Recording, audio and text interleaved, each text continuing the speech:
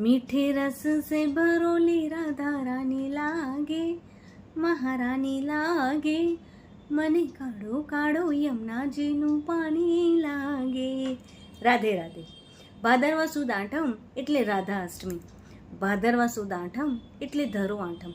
કહેવાય છે કે યમુનાજીમાં જ્યારે સ્નાન કરવા વૃષભાનજી ગયા ત્યારે એક કમળ ઉપર એક બાળકીને સૂતેલી જોઈ હતી અને એ બાળકીને ઘરે લઈને આવતા બ્રહ્માજીએ તેમને કીધું હતું કે વૃષભાનજી, આ તમારા સારા કર્મના ફળ રૂપે રાધાજીને તમારી સાથે મોકલું છું.